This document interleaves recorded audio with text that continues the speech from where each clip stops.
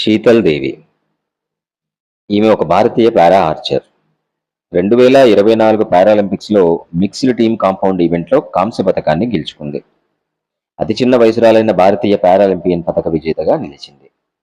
ఆమె 2022 ఏషియా పారా గేమ్స్లో 2 బంగారు పతకాలు మరియు 1 రజతం గెలుచుకుంది. ఆమె అర్జున అవార్డు గ్రహీత. అలాగే 2023లో పారా వరల్డ్ ఆర్చరీ ర్యాంకింగ్స్లో ఫస్ట్ ప్లేస్లో నిలిచింది. ఇక శీతల్ దేవి గారు పుట్టుకతోనే ఫోకోమిలియా అనే అరుదైన వైద్య సమస్యతో జన్మించింది. దీని ఫలితంగా చేతులు కూడా లేవు. ఆమె పై అవయవాలు లేని మొట్టమొదటి ఏకైక మహిళా పారా archery champion. Please subscribe my channel and like my videos. మీకు పూర్తి వీడియో కావాలి అని అంటే నా ఛానల్లో ఆల్రెడీ అప్లోడ్ చేసి పెట్టాను.